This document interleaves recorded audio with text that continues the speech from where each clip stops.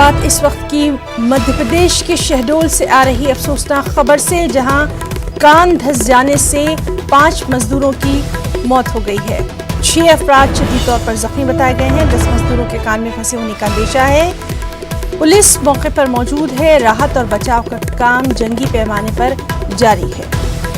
तो मध्य प्रदेश के शहडोल से ये बड़ी खबर। शहडोल में कान धंस जाने से 5 मजदूरों की मौत की खबर है। 6 लोग शदीद जख्मी बताए जा रहे हैं। 10 मजदूरों के कान में फंसे होने का अंदेशा है और पुलिस भी मौके पर मौजूद है। राहत और बचाव का काम जंगी पैमाने पर जारी है। तस्वीरों में आप देख सकते हैं मध्य प्रदेश के शहडोल से ये अहम खबर। अभी तक की जो इत्तलात है उनके मुताबिक 5 मजदूरों की मौत हुई है, 6 शदीद जख्मी हैं।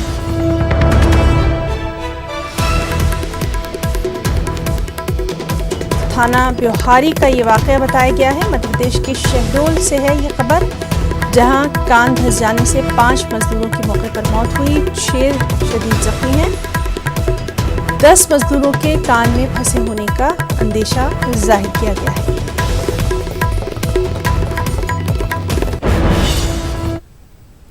मुल्क में कोरोना के बढ़ते मामलात को देखते हुए जामा मस्जिद के बाद अब चांदनी चौक की मस्जिद फतेहपुरी भी बंद कर दी गई है। 4 जुलाई तक मस्जिद को बंद रखने का फैसला लिया गया है। इस ताल्लुक से मस्जिद फतेहपुरी के इमाम मुफ्ती मुकर्रम अहमद ने एक वीडियो बयान जारी किया है।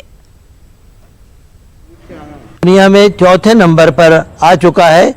ये बहुत ख़तरनाक बीमारी है। इसका कोई इलाज नहीं है, इसका कोई वैक्सीन नहीं है।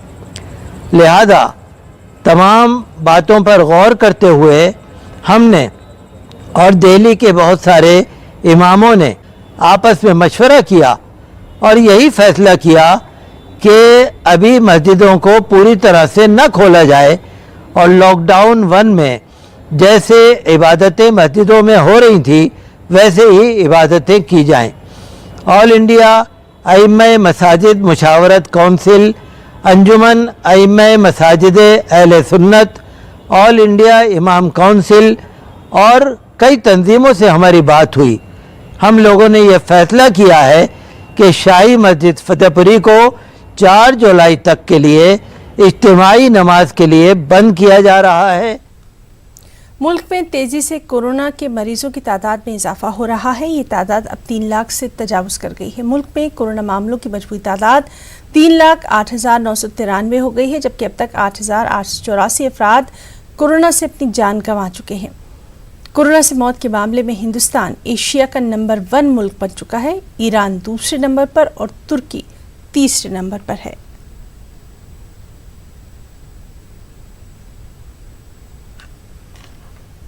इस सब के बीच दिल्ली के वज़ीर सेहत सत्येंद्र जैन ने कहा कि IMCR की गाइडलाइन की हम खिलाफवर्जी नहीं कर सकते हैं। कोरोना का टेस्ट गाइडलाइन के मुताबिक हो रहा है। केस के लिए मुझे लगता है इसके अंदर ये नहीं चलना चाहिए कि इसके अंदर ज़्यादा है, जहाँ पे कम है थोड़े दिनों बाद उसका नंबर आएगा। एक समय कह रहे थे कि जी अमेरिका में बहुत केस हैं, इटली में बहुत केस हैं, UK में बहुत केस हैं, इंडिया में बिल्कुल नहीं है। इंडिया में तो 100 केस भी नहीं है। तब इंडिया का नंबर है। इंडिया में भी अलग अलग शहरों का, अलग अलग जगह का अलग अलग टाइम होगा। कोई 1 महीना पीछे होगा, कोई 1 महीना आगे होगा। जैसे दिल्ली है, मुंबई से लगभग 10-12 दिन पीछे चल रही है। तो जो मुंबई शहर की बात करें, मुंबई शहर और दिल्ली शहर में 10-12 दिन का गैप है। हो सकता है दिल्ली से पीछे कोई दूसरा शहर 15 दिन पीछे या 1 महीने पीछे हो। तो मैं आपको बता दूँ, टेस्टिंग आपको बढ़वानी है ना, तो ICMR से कहिए अपनी गाइडलाइन चेंज कर ले। ICMR की गाइडलाइन है, उसको हम फ्लॉट नहीं कर सकते हैं। जो उन्होंने कंडीशन लगा रखी है उन्हीं के टेस्ट हो सकते हैं पूरे देश के अंदर। उस कंडीशंस को मानना सबके लिए बाध्य है और उसमें क्लियर कट गाइडेंस है किसका टेस्ट हो सकता है, किसका टेस्ट नहीं हो सकता है। तो आप ICMR से केस शिकायत कीजिएगा, उसको ओपन कर दे, जो भी चाहे अपना जाके करा ले। 2 माह के बाद आज श्रीनगर के लाल चौक और दीगर इलाकों को जुज़वी तौर पर खोल दिया गया। दुकानदारों से कोविड-19 की गाइडलाइन पर सख्ती से अमल करने को कहा गया। सिर्फ ज़रूरी अशिया की दुकानों को खोलने की इजाज़त दी गई। घर मुझे क्या बहुत दुकानें खोले, लेकिन मैं फिर कह रहा हूँ मैंने 6 बजे दुकान खोली थी, बिकॉज कल भी मैंने दुकान खोली है। 9 तारीख को मैं सफाई किया, 8 तारीख को मैंने सफाई किया, लेकिन मैंने उनको कहा ठीक है मैं दुकान बंद करूंगा, लेकिन आप मुझे खर्चा दीजिए, 1 साल में दुकान बंद करूंगा। चाहे वो स्टेट गवर्नमेंट थी, चाहे वो JNK गवर्नमेंट ऑफ इंडिया की गवर्नमेंट थी, कोई हमें कोई नहीं, मुझे पता है मेरा कत्ल क्या लोग कैसे अफवाह के मर रहे हैं। ये तो आहिस्ता आहिस्ता ये चेंज देखने को मिलेंगी, but we have to be very careful for the precautions. SOP के लिए हमें बहुत तैयार रहना है पहले से, ये नहीं कि किसी में भीड़ भाड़ होगी तो वहाँ पे हम घुस जाएंगे। We have to be very careful. अब जो भी होगा अपने से ही होगा, इंडिविजुअली होगा। अब हम जानते हैं कि यहाँ पे कम्युनिटी स्प्रेड हो गया है, तो उस वजह से हमें बहुत एहतियात रखनी पड़ेगी।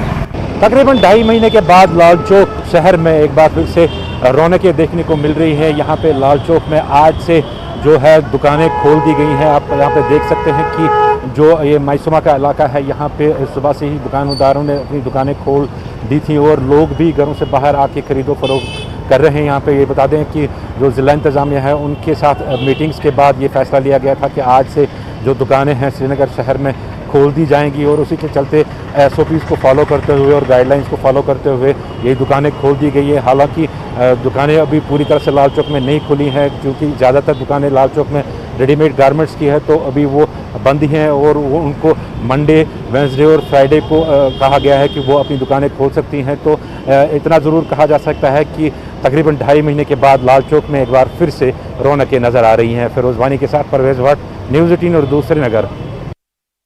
भोपाल में 1250 यानी जेपी अस्पताल के डॉक्टर्स ने कामकाज छोड़कर हड़ताल शुरू कर दी है। हड़ताल की वजह है कि गुज़िश्ता हफ्ते मंत्रालय में कोरोना पॉजिटिव मरीज को इलाज के लिए जेपी अस्पताल में दाखिल किया गया। यहां पर मरीज का 2 दिन इलाज भी किया गया, लेकिन जब मरीज की हालत ज्यादा नाजुक हो गई तो उन्हें अस्पताल के डॉक्टर्स ने मंत्रालय के मरीज को भोपाल के हमीदिया अस्पताल में रेफर कर दिया, जहां दौरान इलाज मरीज की मौत हो गई। मंत्रालय कर्मचारी संघ मरीज की मौत के लिए जेपी अस्पताल के डॉक्टर्स की लापरवाही को जिम्मेदार करार दे रहा है। यही नहीं, मंत्रालय कर्मचारी संघ के दबाव में अस्पताल के डॉक्टर संदीप गुप्ता को महकमे सेहत ने मुअत्तल कर दिया। अस्पताल डॉक्टर के खिलाफ की गई कार्रवाई और मंत्रालय कर्मचारी संघ के खिलाफ जेपी अस्पताल के डॉक्टर्स ने बतौर एहतिजाज अपना कामकाज बंद कर दिया है।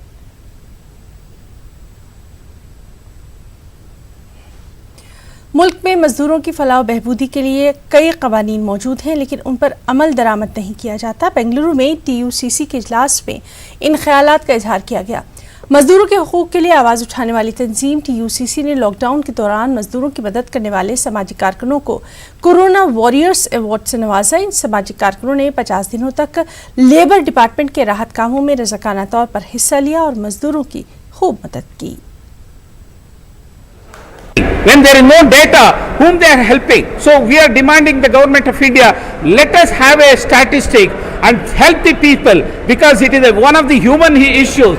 In this Corona-19, there are many people sacrifice their life. They died in the train and they are dying in the train accident. So many people, they by walk they run thousands of miles. This is the human violation. Human rights violation. All this builder lobby, so many lobbies are not helped these workers. So we are demanding the government of India, kindly don't. There are 4 acts in favor of them. One is the Construction Workers Welfare Act is there, and Unorganized Labor in 2008, and there is a Inter-Migrant Employees Act also, and there is a Street Vendors Act. These 4 acts is available for these people, but those act is only namesake. Not even a single act is executed in this country.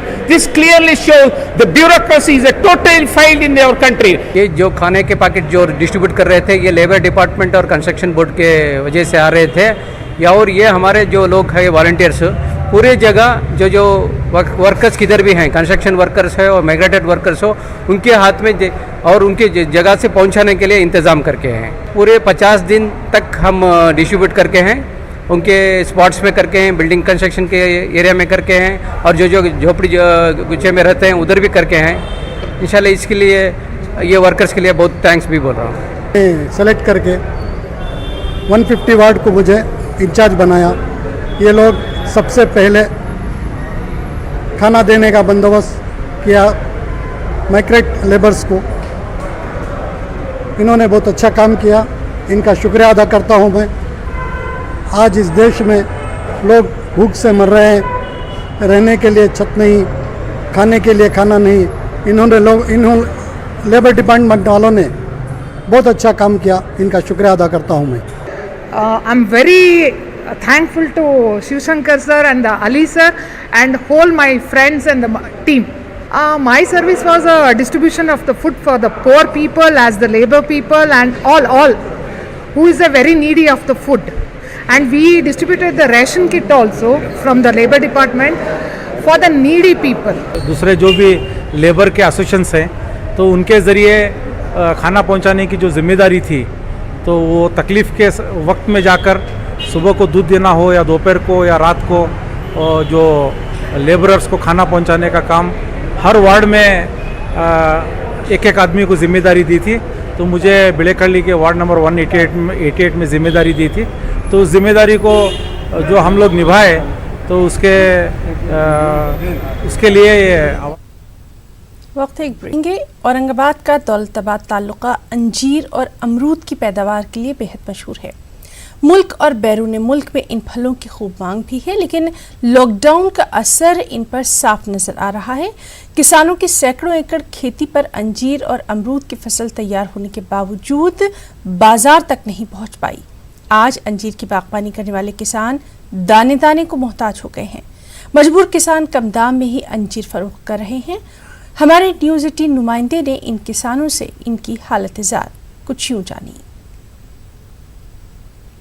Aurangabad का दौलताबाद तालुका अंजीर और जाम की बागबानी के लिए मशहूर है।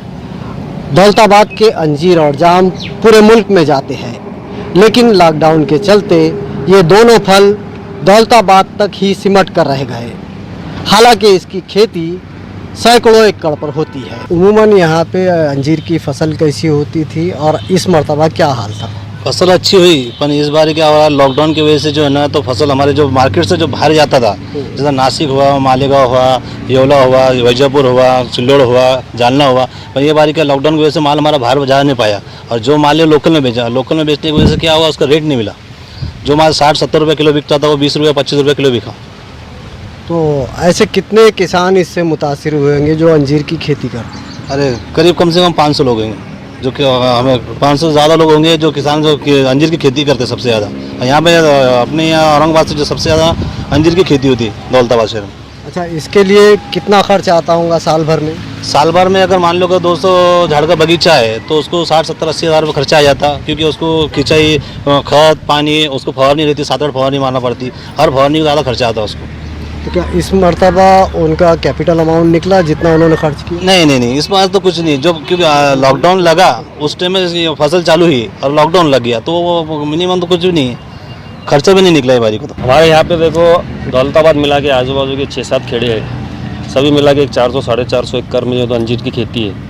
और इस साल पानी अच्छा था, फसल भी अच्छी हुई, लेकिन लॉकडाउन लगने की वजह से जो माल बाहर बम्बई, पूना, बहुत दूर दूर तक माल जाता हमारे दौलताबाद का, वहाँ जा नहीं पाया। और दूसरी बात जो है कि जो जूस की दुकानें जो रहती थी वहाँ पर भी बहुत सारे अंजीर की डिमांड रहती थी लोगों की, वो भी जूस की दुकानें बंद होने की वजह से वो भी एक फटका हम लोगों के यहाँ पे बैठा। और मैं समझता हूँ कि किसानों को लाखों ने करोड़ों रुपए में ये बारी को जो है तो नुकसान पहुँचा, उनकी लागत भी नहीं निकली।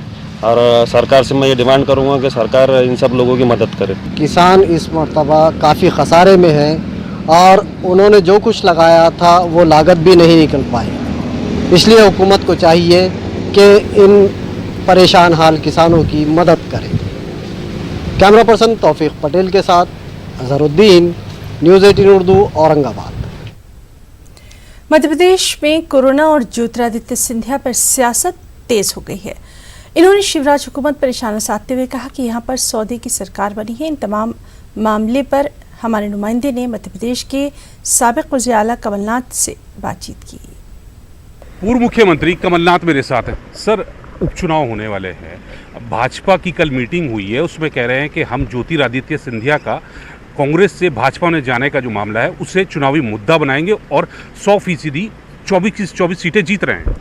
धोखे का सौदे का मुद्दा बनेगा, ये अच्छा है कि आम मतदाता मध्य प्रदेश की, जिसके ऊपर मुझे पूरा विश्वास है, सीधी सादी है, बोली बाली है, पर मूर्ख नहीं है, कि सौदे की सरकार बने। क्या मध्य प्रदेश के मतदाता इसे स्वीकार करने को तैयार है? ये मुद्दा बनेगा। सर, तो कांग्रेस की क्या रणनीति रहेगी? पीके की बारे में बात थी, कल आप मुलाकात भी हुई पीके से, आपकी पीके से, तो क्या रणनीति कांग्रेस की रहेगी? या शिवराज सिंह चौहान ने जो क्लिप चलाई है जिसमें कहा है कि हमने केंद्र के कहने पे सरकार गिराई, आप भी मुद्दा बनाएंगे? अब कहीं ना कहीं बहुत गलती से शिवराज जी सच बोल देते हैं, तो ये उन्होंने उनका सच उनके मुंह से निकल आया, पता नहीं जानबूझ के सच बोला या गलती से सच बोल दिया कि हमने सरकार गिराई। पहले कहते थे कांग्रेस के अंदरूनी मुद्दे हैं, अब कहते हैं हमने सरकार गिराई। नेतृत्व कहना कि सरकार गिराई, मोदी जी ने कहा सरकार गिराओ, अब ये इस पर आ गए। आगे अब क्या कहेंगे, कौन सा झूठ उनका फिर से निकल आएगा, ये सामने आएगा। तो मुद्दा बनेगा सर ये? बिल्कुल, ये सब मुद्दे बनेंगे। सर राज्यसभा चुनाव है, 3 में से कितनी सीटें जीत रहे हैं?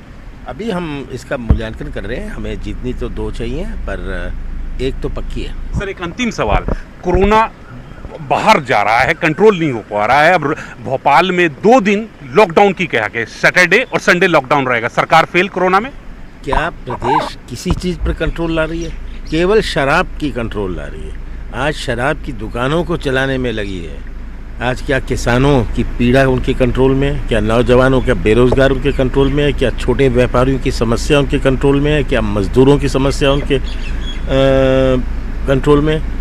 मैं तो पूछना चाहता हूँ कंट्रोल में क्या है? केवल बड़े ठेकेदार, माफिया, इस प्रकार की चीज़ें आज उनके कंट्रोल में हैं। तो कमलनाथ साहब कह रहे हैं कि शिवराज सिंह चौहान ने गलती से सही लेकिन सच कबूल लिया कि सरकार गिराई और आज सरकार के यानी भाजपा सरकार के हाथ में कुछ भी नहीं है, कुछ भी उनके कंट्रोल में नहीं है। कैमरामैन प्रहलाद के साथ नई दिल्ली से अशरफ काज़मी, न्यूज़ 18। बिहार में तमाम सियासी पार्टियों ने असेंबली इंतखाबात की तैयारी शुरू कर दी है। माना जा रहा है कि अक्टूबर में असेंबली इंतखाब हो सकता है। इस बीच अपोजिशन और हुकूमत के बीच इल्ज़ाम और तरदीदे इल्ज़ाम का सिलसिला भी जारी है। देखिए, तो सबसे पहले तो अब MIA नहीं रह गया, अब A to Z रह गया। हर वर्ग के, हर जात के, हर बिरादरी के, हर धर्म के लोग अब हमारे RJD के साथ हैं। चूँकि जो बिहार की हालत और देश की हालत है, इस कोरोना के महामारी में जिस तरह से गरीबों को छोड़ दिया गया, ना भारत सरकार पूछी या ना बिहार सरकार पूछी, इसमें जो तेजस्वी यादव जो नेता प्रतिपक्ष हैं, उन्होंने जो मेहनत किया उससे लोगों में एक उत्साह जगा है, गरीबों में, और जो प्रवासी आए हुए हैं मजदूर, उनमें एक हिम्मत जगी हुई है और उस खिलाफ के, इस सरकार के खिलाफ है। तैयारी है, मैन टू मैन कांटेक्ट हो रहा है। ये हमारे पास तो उतना साधन नहीं है कि हम वर्चुअल रैली करें और LED पर 20,000 रुपया एक LED पर खर्चा करें, और अमित शाह रैली करते हैं और 144 करोड़ रुपया खर्चा करके चले जाते हैं। वो कहाँ से पैसा आता है वो जाने, लेकिन हम लोगों का ग्रास रूट पर हम लोग का संगठन मजबूत है और लोग लगे हुए हैं। आम आवाम बेजार है और वो चाह रही है कि सरकार को उखाड़ फेंके, और उसी में हमारा पूरा संगठन लगा हुआ है। हमारा चुनाव का करीब आ गया और हम फुल फॉर्म में अपनी तैयारी शुरू कर दिया है। हर ज़िलों में, हर ज़िला के जितने भी हमारे कार्यकर्ता और लोग हैं, वोटर्स हैं, उनसे हमारे मुख्यमंत्री संपर्क किए हैं और भी करना है। उसके बाद हमारे कार्यकर्ता जगह जगह हर जगह हैं, बूथ तक हमारे कार्यकर्ता हैं, वो सब अपना वो चुनाव मोड में आ गए हैं और वो अपनी पूरी तैयारी के मुताबिक कर रहे हैं। और उसमें करना क्या है, हमने तो काम किया है, उस काम को खाली दिखा देना है कि आप लोग देख लीजिए, अगर मैंने काम किया है तब वोट भी दीजिए। और वोट तो हमें मिलेगा ही। नीतीश कुमार का काम किसने किया? नीतीश कुमार ही नहीं किया। जितना आज बिहार में जो कुछ डेवलपमेंट हुआ है, नीतीश कुमार की वजह से हुआ है। इसलिए हमको उसमें कोई विशेष तैयारी करने की जरूरत नहीं है। हमें सिर्फ लोगों को बता देना है कि हम काम के एवज में आपसे जो है वो मुआवजा मांग रहे हैं। आप काम किया है, आप हमें मुआवजा दे दीजिए। गया में वाक़ फ़ौज की ऑफिसर्स ट्रेनिंग एकेडमी में 17वीं पासिंग आउट परेड का इनेकाद किया गया, लेकिन इस बार परेड पर भी कोरोना का साया साफ नजर आया। सभी कैडेट्स ने पासिंग आउट परेड मास्क पहनकर की। इस बार 17 कैडेट फौज में शामिल हो रहे हैं, लेकिन मुल्क की तारीख में पहली बार ऐसा हो रहा है जब कोरोना के खतरे के पेश नज़र कैडेट्स के रिश्तेदारों को नहीं बुलाया गया।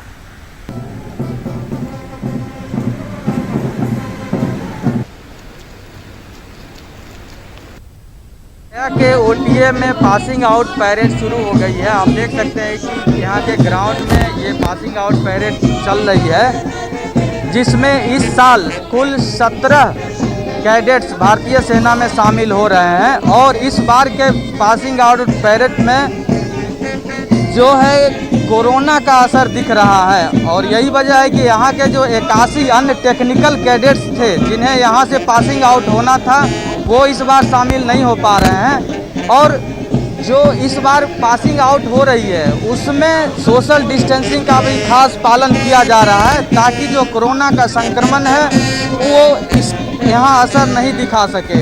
और इस बार जो है मुख्य अतिथि के रूप में यहाँ के commandant lieutenant general Sunil Srivastava हैं। तो यहाँ का पासिंग आउट परेड चल रहा है और आप देख सकते हैं और ये जो पासिंग आउट परेड है इसके बाद 17 जवान जो हैं भारतीय सेना में शामिल हो जाएंगे और इसको लेकर इस बार सिर्फ सेना के जो हैं यहाँ के अधिकारी और उनके परिवार ही शामिल हो रहे हैं। जो कैडेट्स हैं उनके कोई भी अभिभावक शामिल नहीं हो रहे हैं। अरुण चौरसिया, न्यूज़ 18 गया। गाजियाबाद के भोजपुर में राशन की कालाबाजारी सामने आई है। दरअसल आला ऑफिसर्स ने अचानक छापेमारी की और कालाबाजारी करते हुए डीलर उमाकांत तिवारी को रंगे हाथ पकड़ा। डीलर की गिरफ्तारी में मकामी लोगों ने मदद की। वाज़ेह है कि डीलर के खिलाफ कई शिकायतें पहले से मौसूल हो रही थी। मुझको गांव के लोगों की सूचना आई थी कि कालाबाजारी हो रही है बहुत बड़ी जी। मैंने फिर वहाँ मौके पे साइकिल से जाके अंधेरे में अपना आप ही वहाँ विजिट करा तो सच में ही कालाबाजारी चल रही। मैं मौके पे पहुँचा और मेरे सामने वो सब अरेस्ट करे गए। जिसके उनके साथ जो चेन जुड़ी थी वो सभी वहाँ ड्राइवर और खरीदने वाला डीलर, राशन डीलर, अन्य लोग 5-6 लोग वहाँ से भाग गए। 3 लोग मौके पर अरेस्ट हो गए जिसमें मोटरसाइकिल एक पैसेंजर थी, 4-5 मोबाइल थे। 197 बोरियाँ कैंटर में मिली। उसके बाद राशन डीलर के गोदाम में छापा मारा गया प्रशासन द्वारा। 56 बोरियाँ वहाँ पे स्टॉक में मिली। करीब 1 ट्रक चावल की कालाबाजारी कर रहा है, उसको जाकर के पकड़ा गया। तो मेरे द्वारा पूर्त निरीक्षक को लेकर के मौके पर जाया गया तो देखा गया कि राशन डीलर राजकुमार 1 ट्रक जिसमें करीब 96 कुंटल चावल निकले हैं किसी हेमंत नाम के आदमी को जो पिलखवा का रहने वाला है उसको बेचा था। मौके पे भोजपुर पुलिस के द्वारा उसको पकड़वा करके थाने ले आए। बिहार में मदारिस के असातिज़ा को कई महीनों से तनख्वाह न मिलने का मामला उठाकर आरजेडी ने नीतीश हुकूमत पर निशाना साधा। वाज़ेह रहे कि रियासत में 50% मदारिस के असातिज़ा को तनख्वाहें मिल चुकी हैं लेकिन 50% असातिज़ा अभी भी तनख्वाहों के इंतज़ार में हैं। आरजेडी ने इस मामले को फौरी तौर पर हल करने की मांग की है। देखिए, सरकार मदरसा टीचरों के मामले में बहुत ज़्यादा संजीदा नज़र नहीं आ रही है और हम देख रहे हैं कि वो लोग का जो है अभी पिछले 6 महीने से वो लोग लगातार कोशिश कर रहे हैं, उनको सैलरी वगैरह नहीं मिल पा रहा है। तो मुझे लगता है कि वर्तमान सरकार, नीतीश कुमार जी की सरकार, किसी भी इस तरह के इशू पे, ख़ास कर माइनॉरिटी इशूज़ पे कहीं भी गंभीर नज़र नहीं आ रहा है। चाहे मदरसा शिक्षकों का मामला हो, चाहे और भी बहुत सारे डेवलपमेंट स्कीम जो माइनॉरिटी के लिए बने हैं उसके प्रति सरकार बिल्कुल तवज्जो नहीं दे रहा है और हमें लगता है कि वो सेकेंडरी माइनॉरिटी वेलफेयर का कोई भी काम को सेकेंडरी रखा जा रहा है और किसी तरह का तवज्जो नहीं दिया जा रहा है। और इस वक्त की बेहद अहम खबर पाकिस्तान से आपको दे दें। साबिक star cricketer Shahid Afridi corona positive पाए गए हैं और शाहिद आफरीदी ने खुद ट्वीट करके दुआ की दरख्वास्त की है। तो पाकिस्तान से बड़ी खबर, कोरोना का कहर किस तरह हर खास व आम को अपने लपेटे में ले रहा है। Star cricketer Shahid Afridi corona positive पाए गए हैं। ट्वीट करके उन्होंने दुआ की दरख्वास्त की है। तो शाहिद आफरीदी ने